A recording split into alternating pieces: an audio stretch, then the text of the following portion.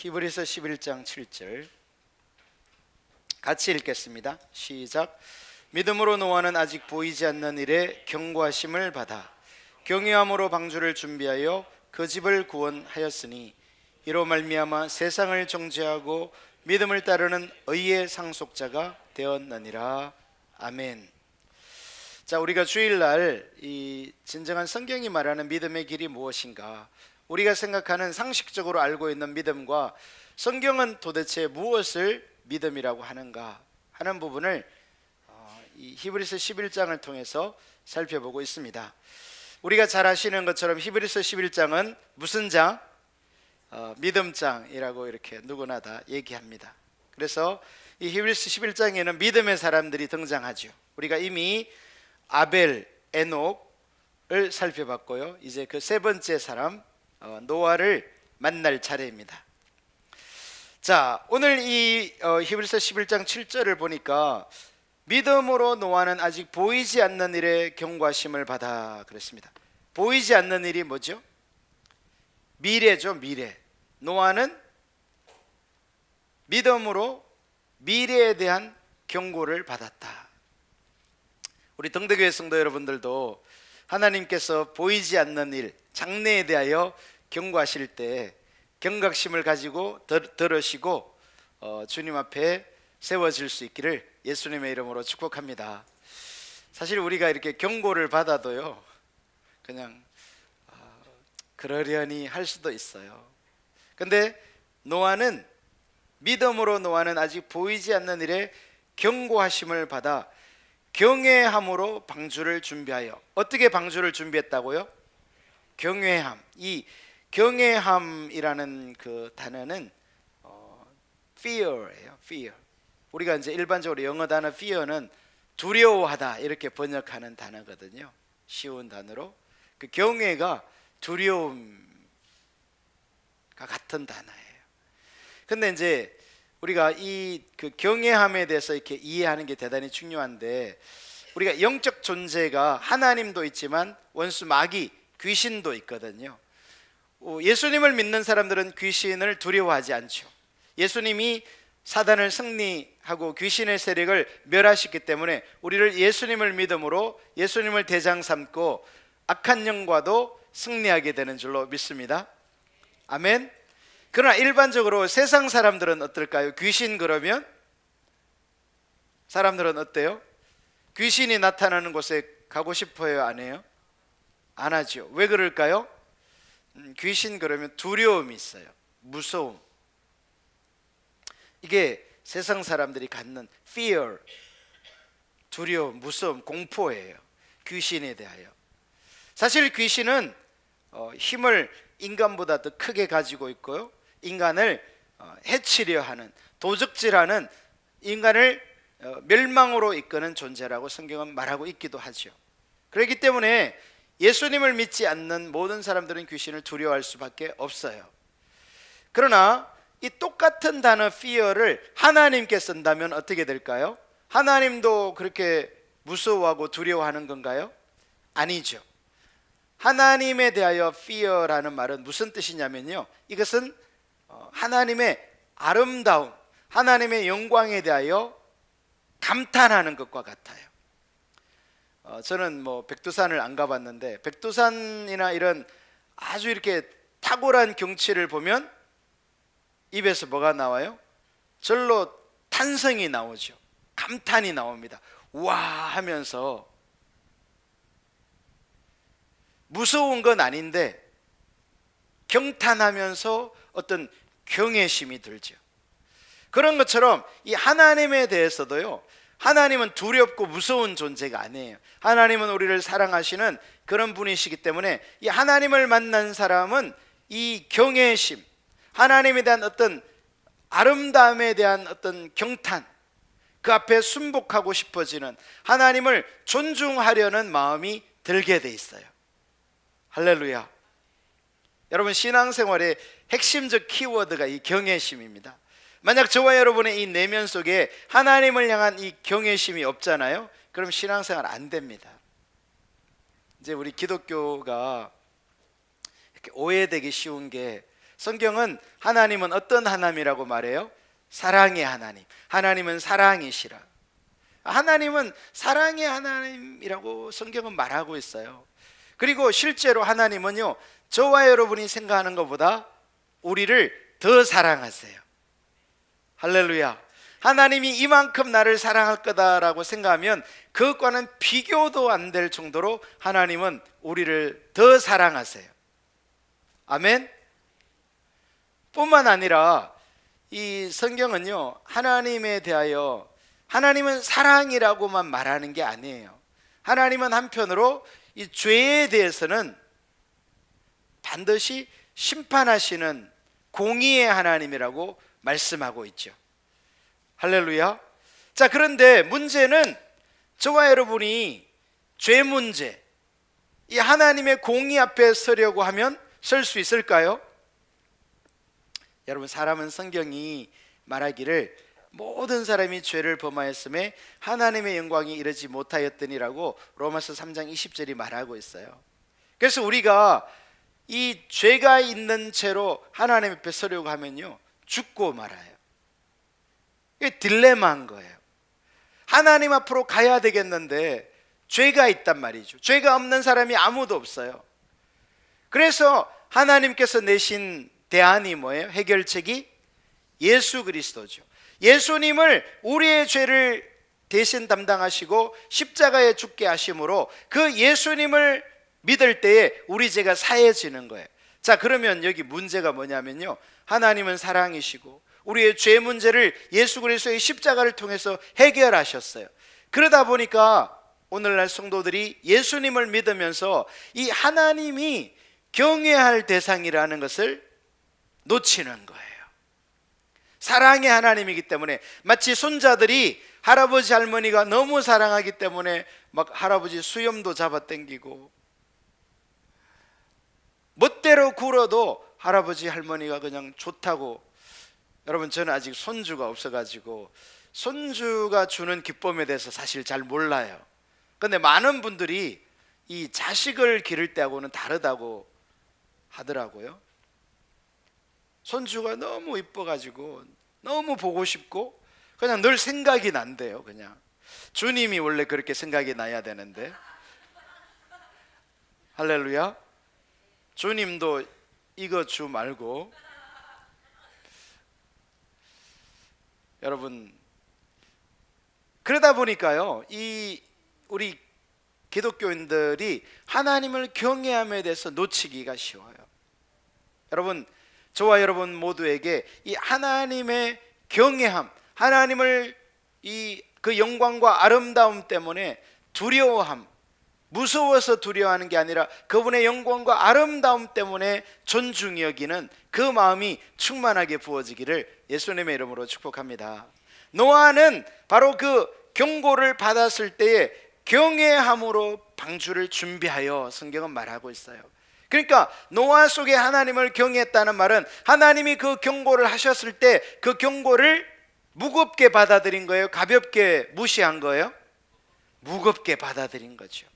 아직 보이지는 않지만, 아직 세상이 심판의 어떠한 조짐도 없지만 하나님의 말씀을, 경고를 들었을 때에 하나님을 경외하는, 존중히 여기는 마음이 있었기 때문에 순종했다는 거예요. 여러분, 바로 이거예요. 저와 여러분이 신앙생활이 되기 위해서는, 하나님의 말씀이 우리의 삶 속에 지켜지기 위해서는 이 하나님의 경외함, 하나님을 존중히 여기는 이 fear of God, 이 자세가 반드시 있어야 한다는 것을 깨달을 수 있기를 예수님의 이름으로 축복합니다. 여러분, 오늘날 많은 이 불신자들이 우리 기독교인에 대하여 가지는 비판, 불만이 뭡니까? 그게 뭐냐면요, 내가 너네들 그리스도인들을 보니까 나보다 윤리 도덕적으로 나을 게 없다는 거예요. 여러분, 오늘날 정말 심각한 게 뭐냐면요, 우리 등대교회 성도를 포함해서 이 기독교인들의 윤리의식, 도덕 수준이 안 믿는 사람과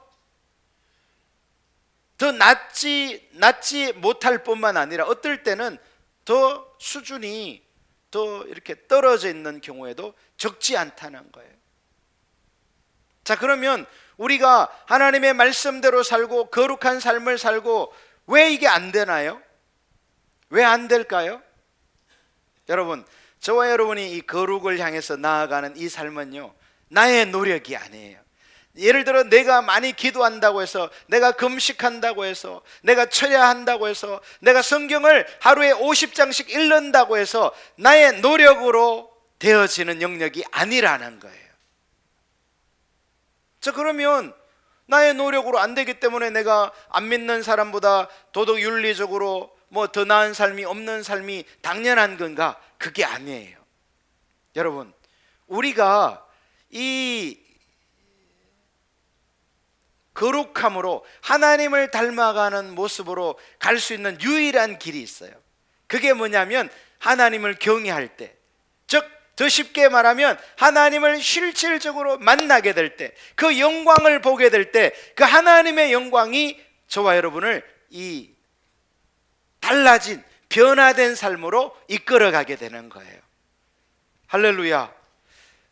그렇다면 오늘 성도들이 불신자들로부터 손가락질을 받고 너의 삶이 나보다 더 나은 게 없다라는 그 조롱 섞인 말을 듣는 것은 사실은 뭐가 없기 때문에 우리의 삶 속에 하나님의 그 실제, 하나님의 영광을 보는 그 실제가 부재되어 있는 거예요. 교리는 있고 지식은 있는데 하나님의 그 영광의 실제가 우리 각자의 삶 속에 있어야만 그것이 우리를 변화시켜가고 하나님을 닮게 하는데, 우리의 삶을 이전과는 다르도록 만들어 주시는데, 그 하나님의 실제가 삶 속에 없다 보니까 이제 우리의 삶은 어떠한 변화도 없는 거예요.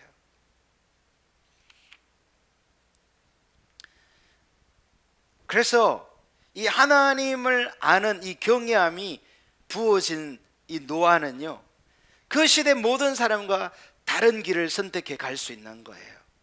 사랑하는 우리 동덕교회 성도 여러분들에게 이 하나님을 경외함이 부어질 수 있기를 예수님의 이름으로 축복합니다. 하나님의 이 경외함의 이 실제가 있어야 신앙생활이 가능한 거예요. 믿음이 가능한 거예요. 하나님이 말씀하시면 순종할 수가 있는 거예요. 그렇지 않으면요, 우리는 다 그냥 내 생각대로, 내 지식대로, 내 경험대로, 내 판단대로, 마치 사사기 성경이 말하는 것처럼 그때는 왕이 없으므로 사람마다 자기의 소견에 옳은 대로 행하였더라 라고 말하는 것처럼 자기 마음대로 살 수밖에 없는 거예요. 저와 여러분에게 이 히브리서가 가르쳐주는 하나님을 향한 경외함이 부어지기를 예수님의 이름으로 축복합니다. 그래서 노아는 무엇을 했나요? 경외함으로 방주를 준비하여 그 집을 구원하였으니. 여러분, 이 방주라는 것은 뭐 쉽게 말하면 뚜껑이 있는 배라고 생각하시면 돼요. 그러면 배를 만들어도 그렇고 뚜껑이 있는 배를 만들어도 마찬가지인데요, 배는 보통은 뭐 강가나 바닷가나 호수나 물이 있는 곳에서 만들어서 물 위에 띄우는 거잖아요. 그런데 이 히브리서 11장 7절에서 한 절 말하고 있는 이 노아가 창세기에 가면요, 6장, 7장, 8장, 9장 4장에 걸쳐서 노아에 대해서, 노아가 어떤 삶을 살았는지를 말해주고 있어요. 자, 그러면 노아가 어떻게 방주를 준비했는지 한번 창세기 6장으로 가서 한번 보도록 하겠습니다. 창세기 6장 5절을 보시면 먼저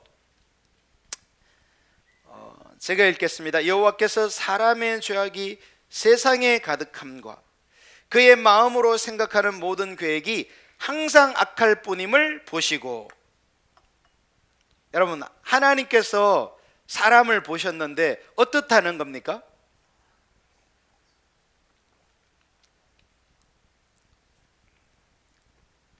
두 가지죠. 사람의 죄악이 세상에 뭐하다? 가득하다.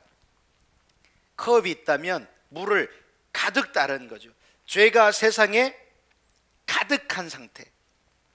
또 그의 마음으로 생각하는 모든 계획이 행동, 외부적으로 드러나는 행동이 아니라 이 마음 속에 있는 모든 생각과 계획이 뭐하다?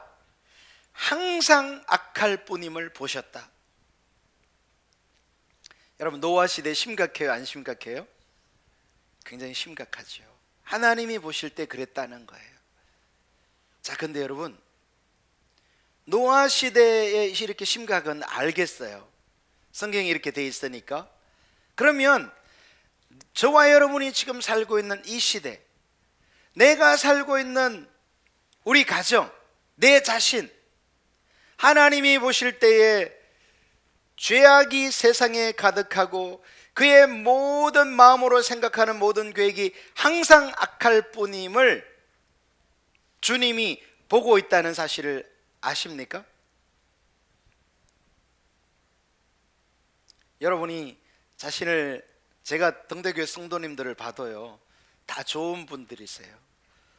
어떻게 하나님이 이렇게 고르고 뽑아가지고 천하나산에 좋은 분들만 보내주셔서 감사해요. 그래도 여러분이 주님이 보실 때에 죄악이 세상에 가득하도록 하는데 여러분이 큰 역할을 하고 있다는 사실이 보이십니까? 여러분이 생각하는 모든 생각이, 모든 계획들이 항상 악할 뿐인 것이 비춰지시나요? 아니면 뭐 나 정도 이렇게 착하게 살면 됐지, 뭐 문제는 있어, 그렇지만 남보다는 낫잖아? 여러분 자신에 대해서 어떻게 평가하시나요? 여러분이 정말 내 안에 있는 죄로 인해서, 내 안에 있는 생각이 하나님 보시기에 악함으로 인해서 몸부림치고 잠을 못 자고, 오 주님, 이대로 두면 나는 멸망인데 주님 어떡합니까 하는 그런 몸부림이 있나요? 여러분, 적지 않은 성도님들이요, 그냥 이렇게 좀 문제는 있지만 뭐 아니면 좀 더 심각하지만 그래도 뭐 이 정도면 어때? 이런 어떤 안일함이 있는 것 같아요.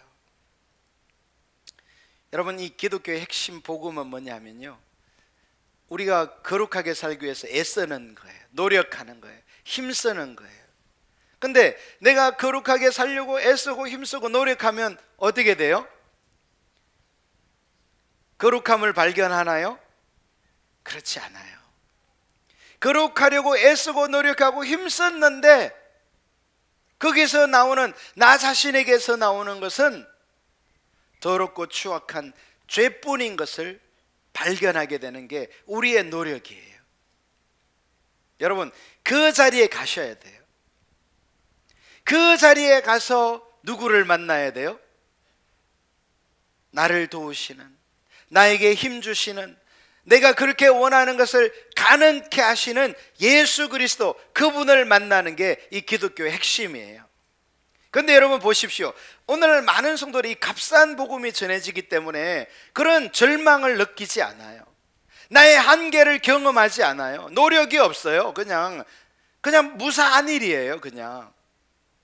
여러분, 그렇게 되면요, 나의 죄에 대한 심각성도 모르게 되고요, 그 결과 예수 그리스도의 십자가도, 그 구원도 뭐 구원해서 감사하긴 한데 그 절대적인 기쁨이 사라지게 되는 거예요.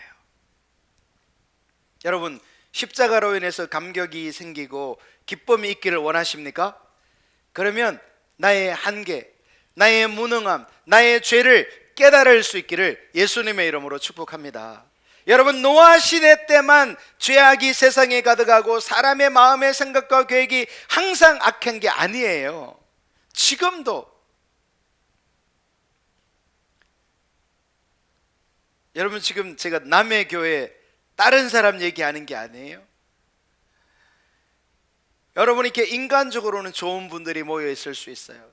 그러나 우리가 영광의 주님 앞에 서게 되면 우리의 이 영적 수준이라는 것이 하나님이 보시기에 너무나 악하고 죄인이라는 사실을 인정하고 은혜를 구할 수 있기를 예수님의 이름으로 축복합니다. 제가 저를 보니까요, 제가 이렇게 하나님의 은혜가 임하고 머물러 있으면요, 그 은혜가 저를 이끌어가요. 그러나 이 하나님의 은혜가 이렇게 항상 충만하면 좋은데 그렇지 않거든요. 그래서 이게 걷어지거나 이게 희미해지면요, 이제 저는 이렇게 인간적으로 나의 생각으로 나의 지식과 경험으로 삶을 살아가고 목회도 하려고 하게 되는 것을 봐요.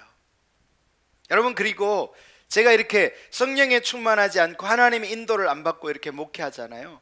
목회가 정말 힘들어요. 짜증나고요, 신경질 나고, 성도들이 미워 죽겠어. 지독하게 안 변해. 미워 죽겠어.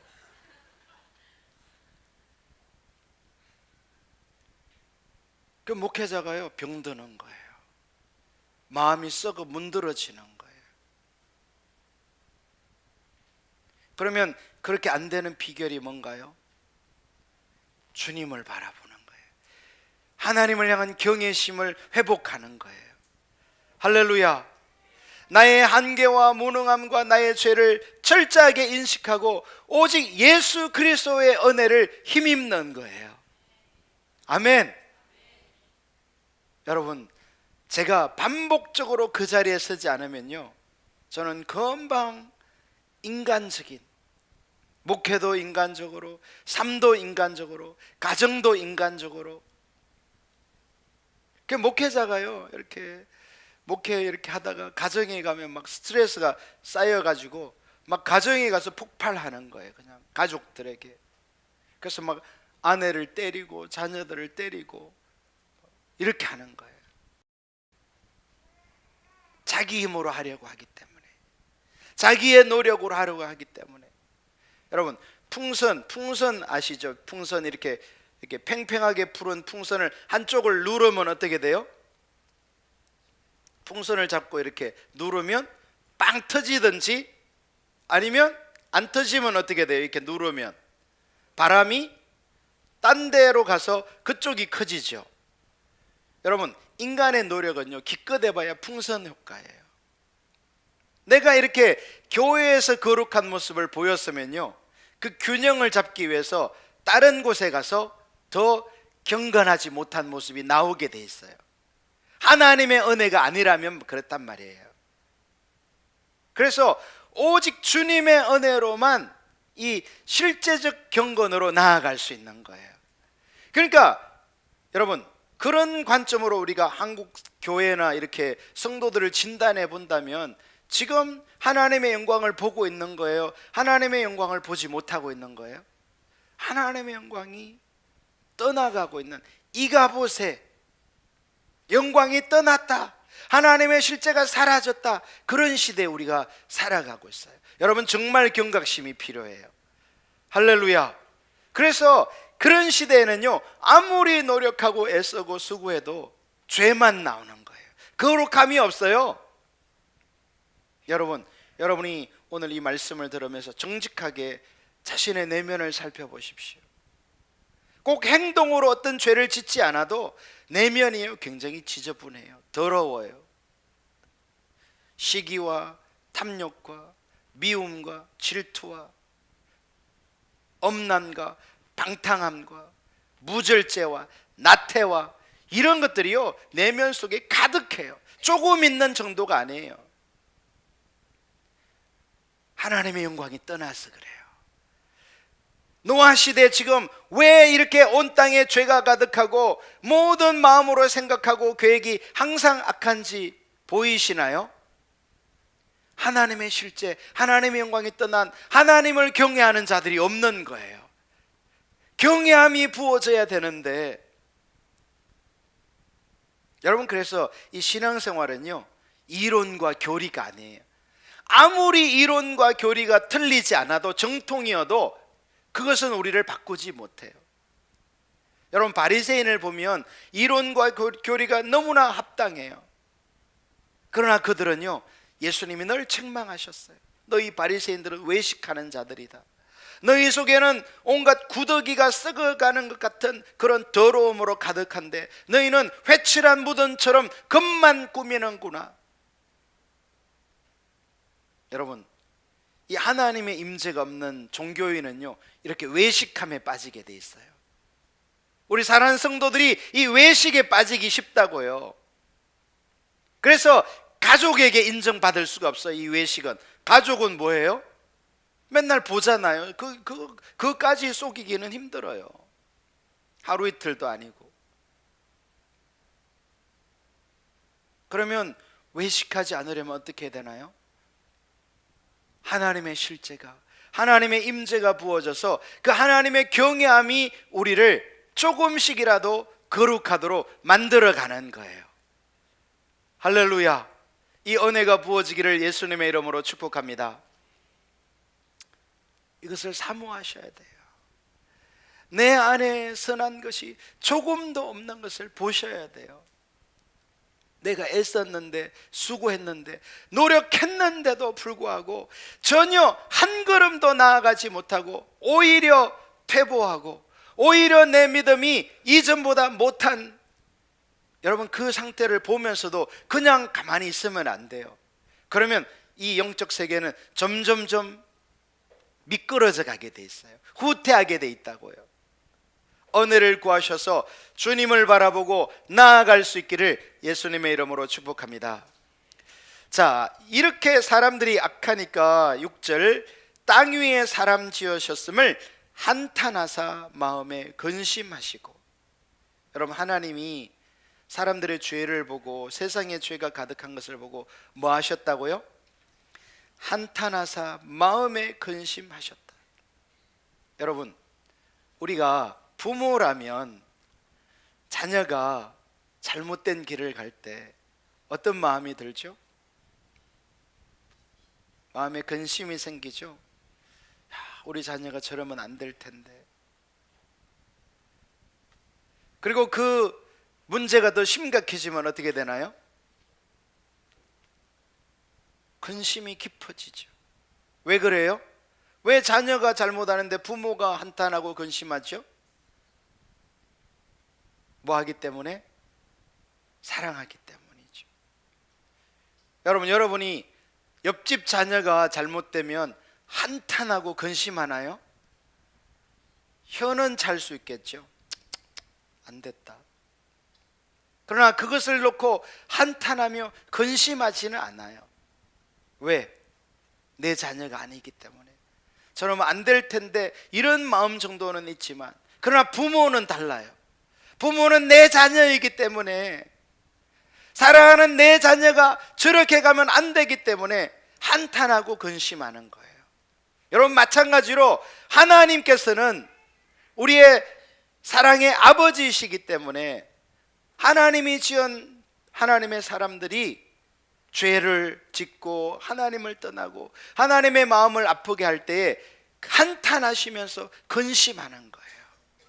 여러분, 저와 여러분이 죄에 빠져 있을 때 하나님께서 나를 바라보시면서 한탄하며 근심한다는 사실을 깨달을 수 있기를 예수님의 이름으로 축복합니다. 이게 하나님의 마음이에요.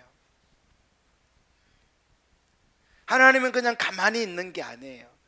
한탄하세요. 근심하세요.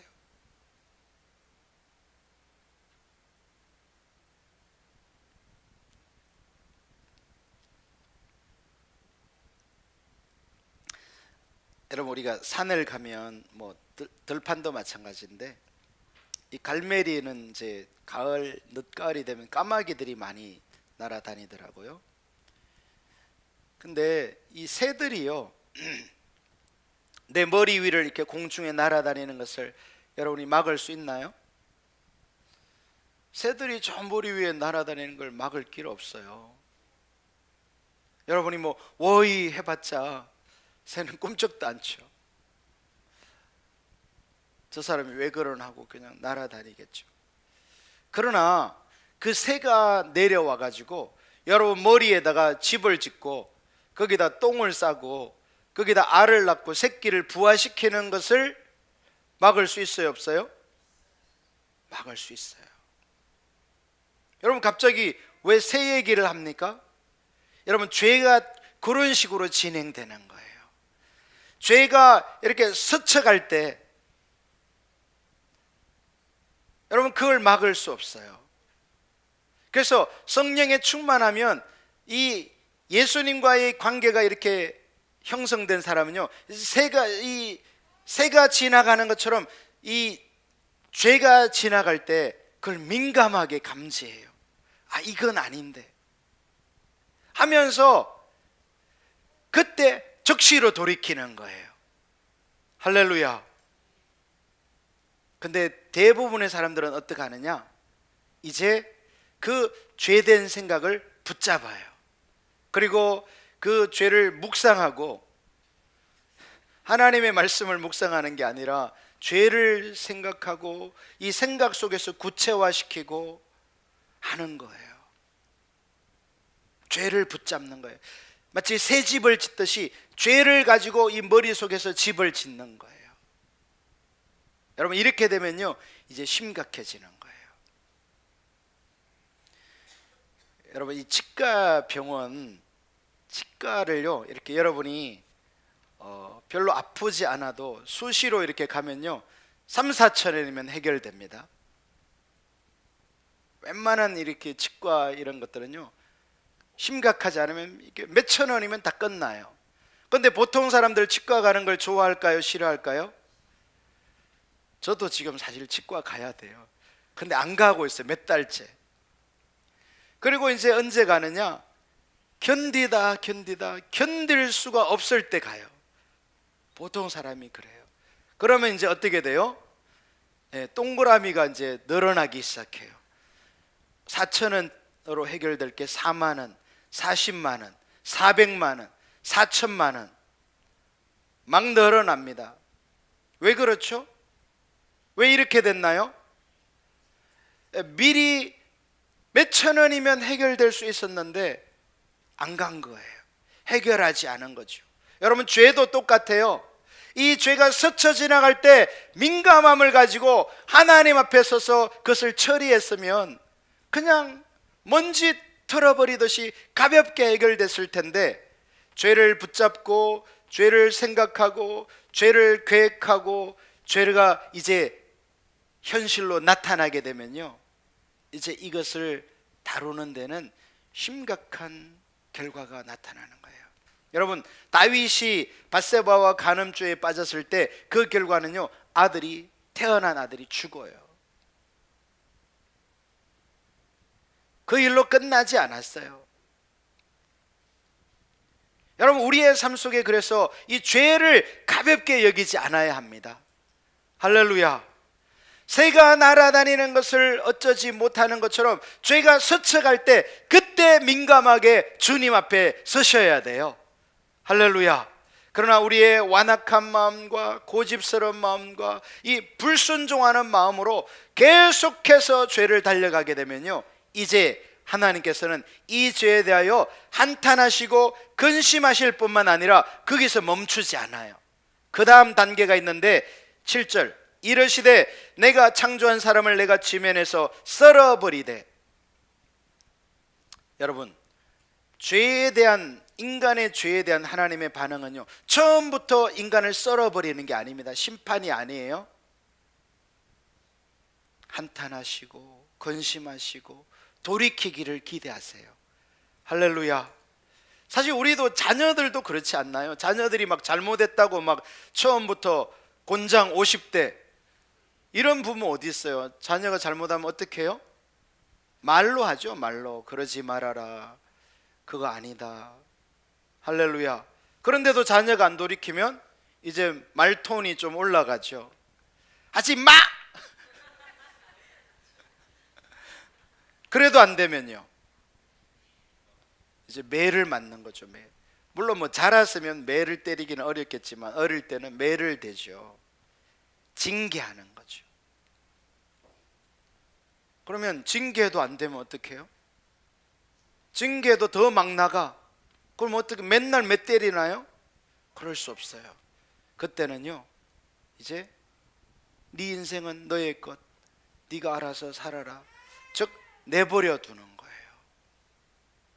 여러분, 이게 하나님의 심판의 과정이라고 볼 수 있어요.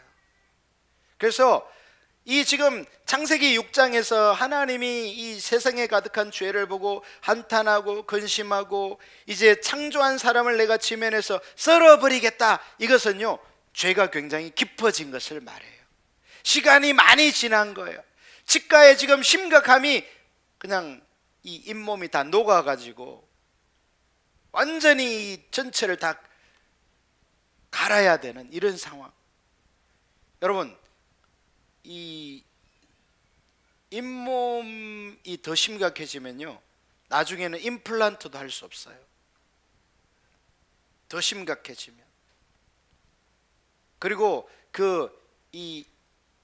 이의 병이요, 이게 심장과 뇌졸중의 원인이 된다고 그래요.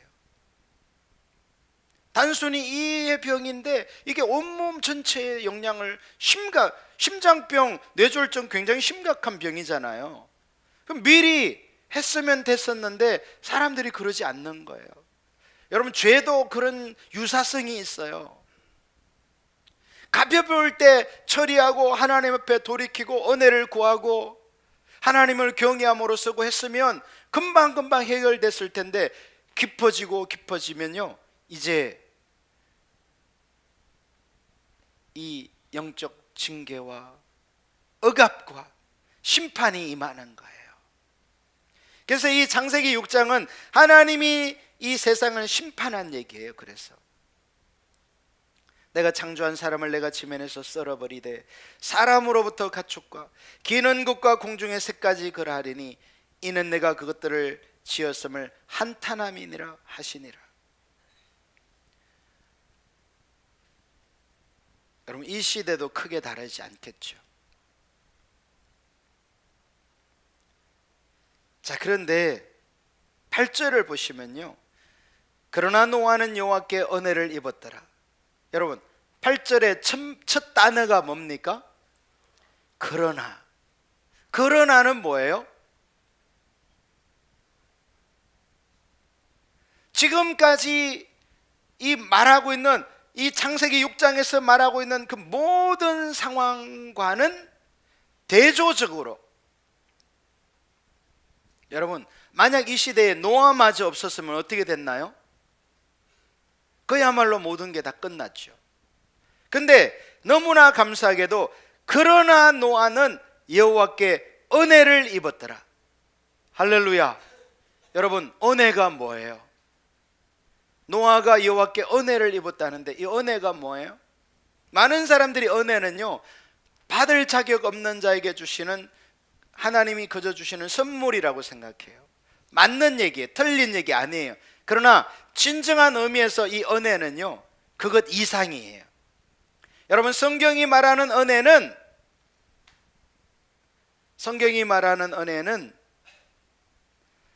받을 자격이 없는 자에게 주시는 선물 이상이라고요. 이 은혜는 무엇이냐? 여러분, 노아도 인간이에요. 노아도 죄를 지었을까요? 안 지었을까요? 지었어요. 근데 노아는 어떻게 했을까요? 노아는요 그 시대 사람들처럼 죄가 깊어지도록 있지 않았어요. 노아의 차이는 그가 죄에 넘어지고 연약함에 넘어졌을 때 그는 하나님께로 달려간 거예요. 은혜는 뭐냐? 하나님의 그 살아있는 임재가 은혜예요. 할렐루야. 하나님이 오시는 게 은혜예요. 여러분, 하나님은 아무 때나 언제나 오시는 게 아니에요. 하나님의 은혜는 은혜 받을 만한 자에게 오세요. 할렐루야.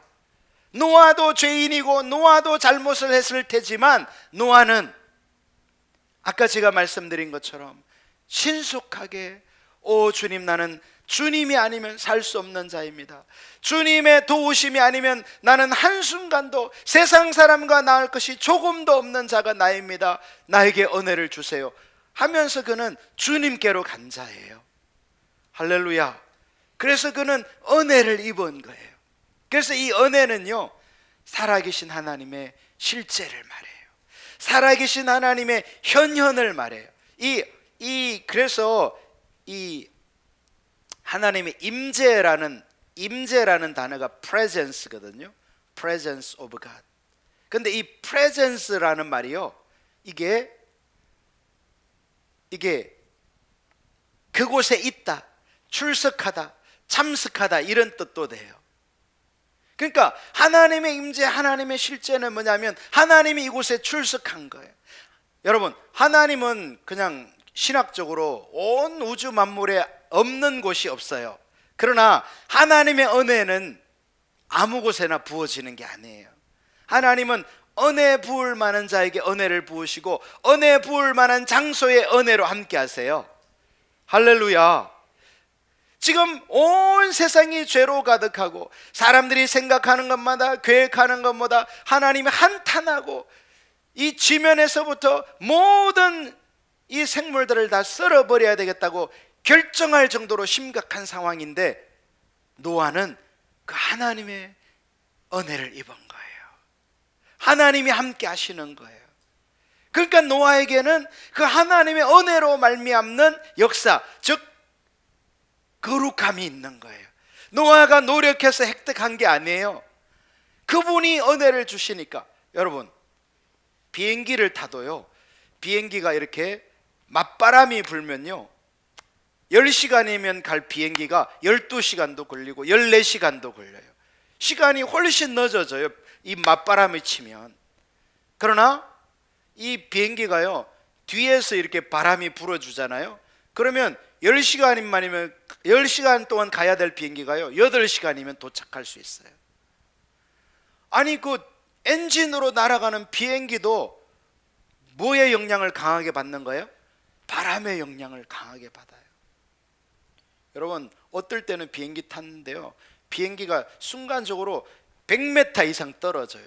위에서 팍 이렇게 이 기류의 영향을 받으면요, 급 강화해버립니다. 그 자리에서 그냥 팍 주저앉기 때문에 그냥 심장이 완전히 막 무슨 놀이동산 이런 건 비교도 안 되죠. 그런 비행기 타보셨어요?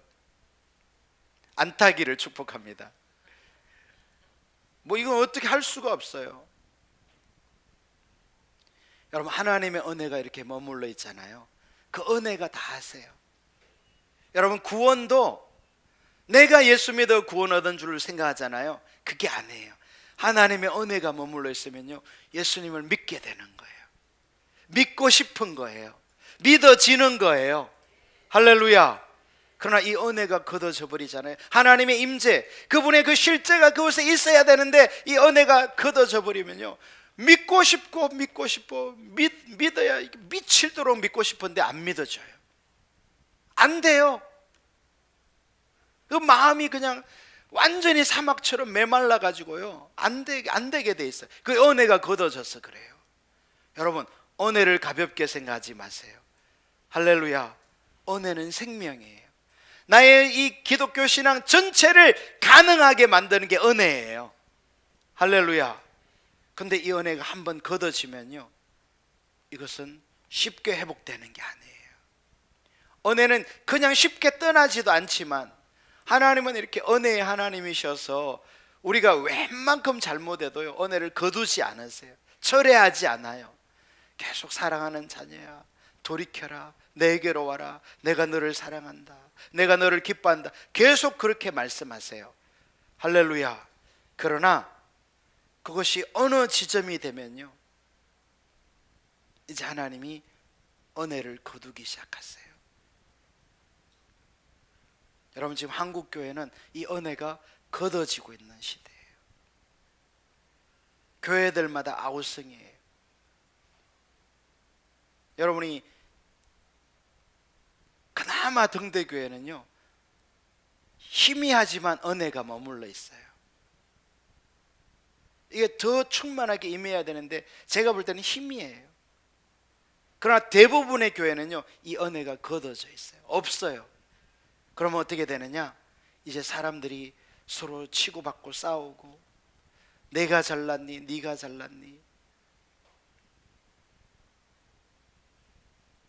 거룩함이 없죠. 이제 교회 안에 거룩한 공동체가 아니라 세상적인 당파 싸움이 막 일어나요.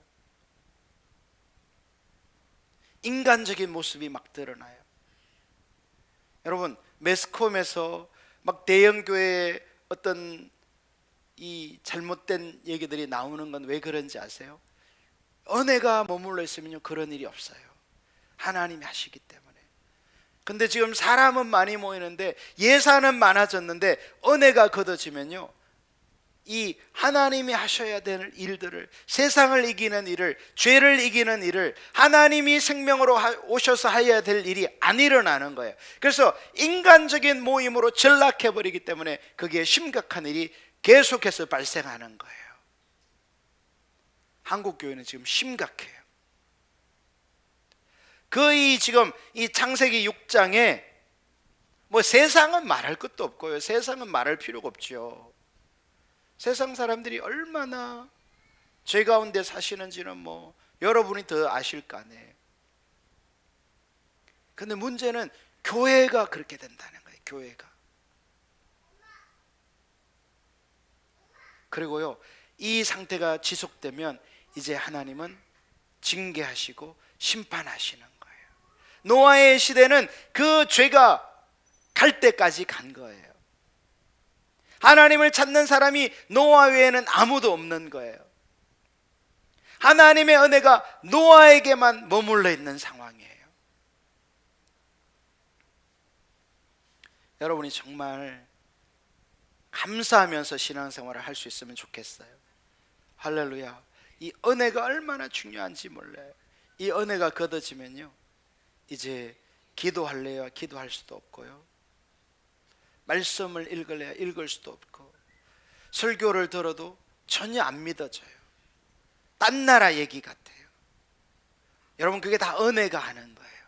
하나님 그분이 오셔야 될 일인데 그게 이렇게 내 삶에 걷어지면요 전에는 너무나 자연스럽게 쉽게 되었던 일들이 이제는 안 되게 돼 있어요. 그리고 그것은 거기서 멈추는 게 아니라 더 심각한 지경으로 간다는 사실을 깨달아야 돼요.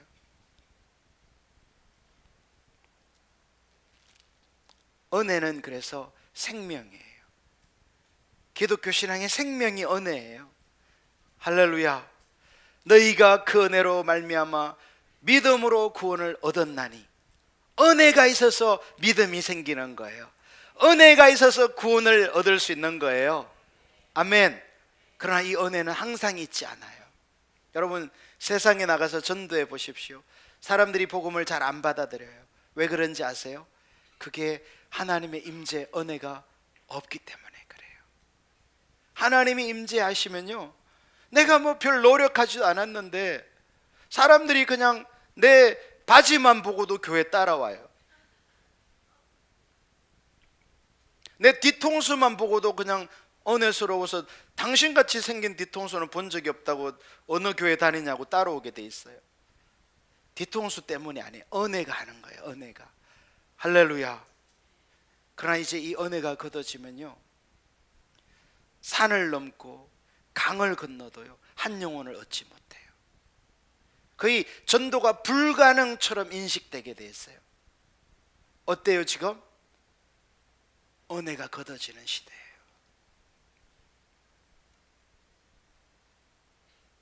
여러분, 하나님의 은혜가 걷어질 때 은혜를 갈망하셔야 돼요. 그분을 갈망하셔야 돼요. 나는 주님이면 됩니다. 다른 것은 아무것도 없어도 괜찮습니다. 주님이면 만족합니다 하면서 주님께로 돌이켜야 돼요. 할렐루야. 은혜의 소중성을 볼 수 있기를 축복합니다. 일부 예배 때도 그러더니 소론을 했는데 시간이 다 됐어요. 본론과 결론은 언제 하나요? 네, 다음 주가 있어요. 예수님이 안 오시는 한 우리에게는 다음 주가 있어서 다행이죠. 그냥 계속 할까요? 여러분, 영혼을 위해서는 제가 보기에는 3시간 정도 설교가 적당해요. 영혼이 살아나고 깨어나고 말씀에 반응하고 회복되는. 여러분이 여기 올 때는요 굉장히 새 속에 찌들려서 와요. 세상 충만, 죄 충만, 불신, 이런 것으로 그냥 오염돼서 온단 말이에요. 근데 이 짧은 예배를 통해서 전환이 일어나기가 결코 쉽지 않아요. 여러분, 이거 엄청난 영적 전쟁이에요.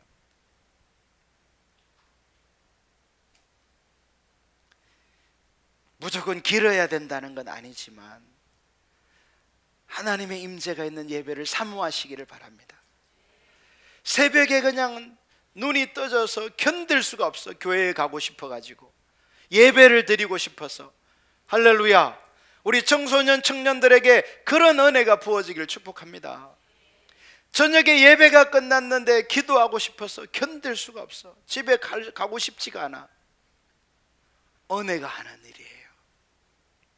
여러분, 저는 돌이켜보면요, 이 고등학교 시절 이렇게 수요일, 금요일, 주일 저녁 이럴 때 예배가 끝나죠. 저녁 예배 끝나면요, 이제 그 교회, 우리 교회처럼 지하실이 있었는데 거기 가서 정말 이렇게 은혜 때문에 그랬을 텐데 저 혼자가 아니라 친구들 이렇게 6, 7명과 함께 그렇게 막 눈물로 통성으로, 내가 기도하면서 가끔 그런 생각했어요.